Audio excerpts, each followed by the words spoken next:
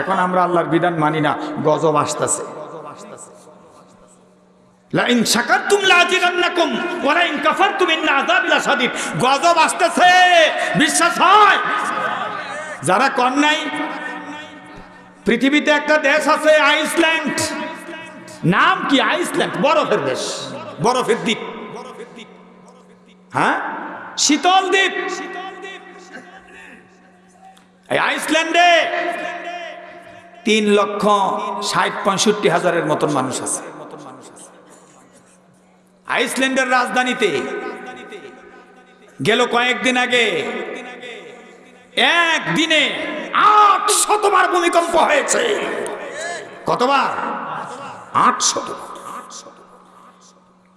আইসল্যান্ডের গবেষকরা বলল, যেখানে ভূমিকম্প হয়েছে সেখান থেকে লোক ফিরিয়ে আনা দরকার। 3,500 মতন লোক ছিল সেখানে, সব লোককে সেখান থেকে সরিয়ে ফেলেছে। মাটি ফাটল ধরেছে, ফাটল ধরে ভিতর থেকে ধোঁয়া বের হচ্ছে, ধোঁয়া। কিছুদিন যাওয়ার পরে আগ্নেয়গিরির লাভা বের হচ্ছে। আগ্নেয়গিরির লাভা বের হতে হতে 8.5 বর্গ মাইল জুড়ে আগ্নেয়গিরির লাভা প্রসারিত হয়ে গেছে। এখন বলা হচ্ছে আগুনের বন্যা হচ্ছে। নাউজুবিল্লাহ কর, আর আস্তে কর নাউজুবিল্লাহ।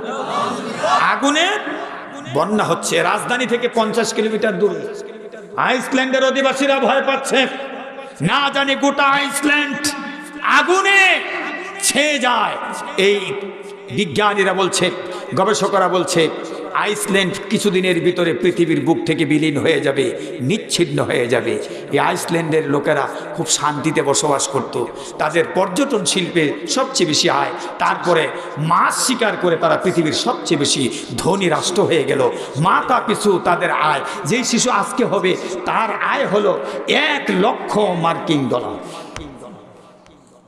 আর আমার বাংলাদেশে যে ফ্যাডো আছে, এটার বর্তমানে 1 লাখ টাকা রেইন আছে, যেটা ফ্যাডো।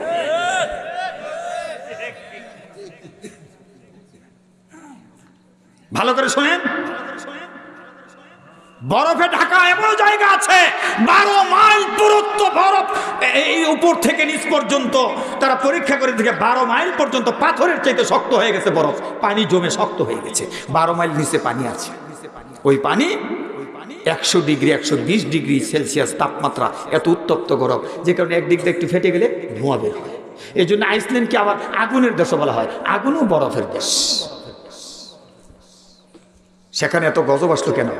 ইসলামিক স্কলাররা বলেছেন, গজব আসার মূল কারণ হচ্ছে তারা উলঙ্গ হয়ে সমুদ্রের মধ্যে সাঁতার কাটত, আর যেখান থেকে গরম পানি উদ্গৃহীত হয় ওখান থেকে ড্রেন করে ঝর্ণা শীতল পানির মধ্যে মিক্স করে কুসুম গরম করে সেখানে উলঙ্গ হয়ে তারা সেটাকে সুইমিং পুল হিসাবে ব্যবহার করে সেখানে উলঙ্গ ডান্স, উলঙ্গ নাচ এবং নারী পুরুষ উলঙ্গ সেখানে মেলামেশা করছে। আল্লাহ রাব্বুল আলামিন কয়, ওয়ালা ইন কাফারতুম ইন্না আযাবি লাশাদীদ। আমার নিয়ামত ভোগ করে আমার নিয়ামতের নাফরমানি, সুতরাং তোদেরকে রাখবো না, আযাব পাঠিয়ে দিয়েছেন। এত বরফের ভিতর থেকে আগুন উঠতেছে, আপনারা বলেন নাফরমানি যে করছি, নামাজ যে পড়ি না, আল্লাহর বিধান যে মানি না, আল্লাহর বিধানের প্রতি যে আনুগত্য করছি না, আল্লাহর বিধান কায়েমের জন্য আল্লাহর এই ময়দানে চেষ্টা করছি না, আমার পায়ের নিচে যে আগুন আছে বা নাই তার কি গ্যারান্টি আমাদের কাছে আছে? বলতে হবে মুসলমান।